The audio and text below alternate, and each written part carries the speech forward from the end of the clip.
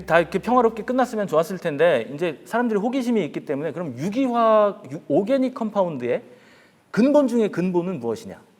마더 오브 올 레디칼. 제일 단순한 레디칼은 아마 메실일 것이다. CH3의 레디칼 폼일 것이다. 하는 생각을 갖게 돼서 사람들이 이거를 만들려고 어마무시 노력을 하다가 그 콜베는 그 유레아 합성했던 그 누구셔? 벨러의 제자입니다. 선생님이 못 이룬 대업을 내가 이루겠노라 해가지고 드디어 그 아세틱 애시드를 전기 분해해서 메실 레디칼을 만들었다고 주장을 합니다. 나중에 10년이 지난 다음에 카니자로라는 이태리 분이 분자량을 재봤습니다. 이 똑같은 실험을 해가지고 재봤더니 에세인이었습니다.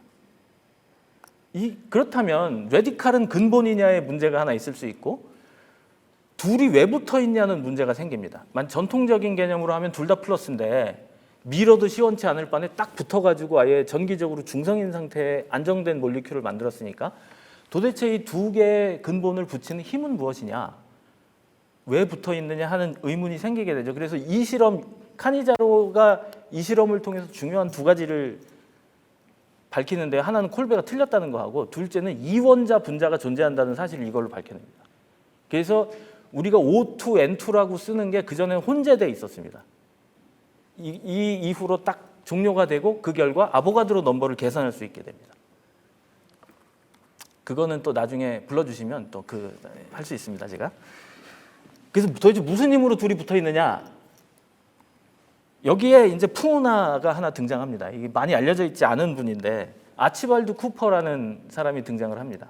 풍운하입니다. 풍운하. 스코틀랜드 사람이고 하여튼 파리로 그 당시에 이제 파리로 대학원을 가가지고 그 아주 혁명적인 논문을 하나 씁니다. 근데 너무 혁명적이어서 지도교수였던 브루치 커플링의 브루치입니다. 브루치가 서랍 속에 넣어놓습니다. 자꾸 도망다니고 제 논문 어떻게 해줬어요? 다 내셨어요? 막 이러면 도망다니고 잠깐만 그리고 그 사이에 누가 논문을 냈냐?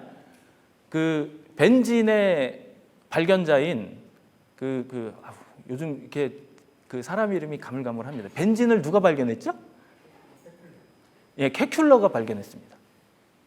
독일 사람한테 물어봤더니 끝에 이를 발음을 해야 된다고 하더라고요. 그래서 케큘러입니다. 케큘러가 그 테트라베일런트 카본에 대한 논문을 먼저 냅니다. 근데 이제 그래서 지도교수하고 대판 싸웁니다. 대판. 너무 대들어가지고 지도교수가 얘를 자릅니다. 대학원에서 쫓겨나가지고 고향에 가서 시름시름 앓다가 죽었습니다.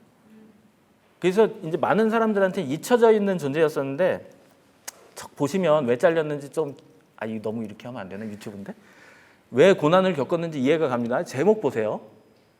이 논문 제목입니다. 일개 대학원생이 저런 제목의 논문을 확 쓰면 고난이 닥쳐오겠죠? 그죠? 그리고 이분이 시작을 이렇게 합니다. 내가 맞고 니넨 다 틀려로 시작을 하는 거죠. 더더군다나 이 무서운 말 쓰기 시작한 이네더 퀴트. 지금까지의 니네 설명들은 옳지 않아. 적당하지도 않아.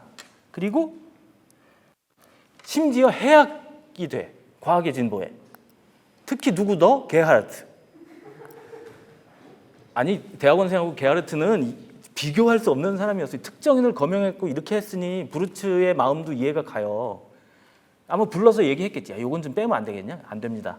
그럼 이제 그때부터는 도망을 다녀야죠. 근데 여기서 두 가지 중요한 이 사람이 실험적 근거는 없지만 가정을 합니다.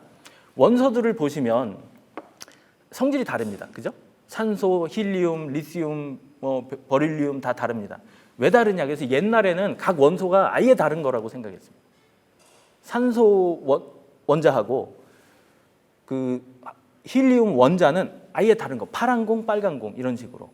근데 그렇지 않고 구성 부분은 똑같은데 성질을 다르게 만드는 어떤 입자가 있다고 가정을 합니다. 그거를 여기서 제가 솔직히 고백을 하자면 이 슬라이드 중에 많은 부분을 예일 대학의 마이클 맥브라이드 교수님의 슬라이드에서 훔쳐왔습니다. 리터럴리 훔쳐왔습니다. 마이클 맥브라이드 교수님이 혹시 이 방송을 보신다면 너그럽게 용서를 해주시기를 부탁드리고 제 에크날리지를 했습니다. 죄송합니다. 훔쳐서. 그래서 이거 제 슬라이드에 보시면 이상한 애니메이션이 들어있는데 제가 한 것은 아닙니다. 쿼지 엘리먼트를 하나 가정을 합니다. 가정이에요. 실험적으로 봤다는 얘기는 아닙니다. 그래서 똑같은 원자지만 쿼지 엘리먼트의 수나 그거의 오리엔테이션이 다르기 때문에 성질이 다를 것이다. 이렇게 주장을 합니다.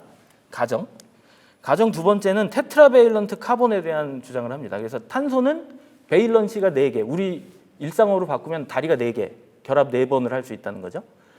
그리고 자기 자신끼리 반응할 수 있다는 가정을 합니다. 그래서 그 가정을 통해서 이 최초로 이런 모식도를 그리기 시작합니다. 위쪽 게 뭐냐 하면은 메탄올입니다. 오늘날의 메탄올 스트럭처하고 비슷하죠. 이게 1850년대 일입니다. 지금 본인의 주장으로는 캐큘러보다 1년 먼저 우리 선생님이 게을러가지고 내가 1년 늦게 이렇게 됐던 논문에 있는 내용입니다. 아래에 있는 요거는 보시면 이제 예측을 하실 수 있겠죠. 에탄올입니다.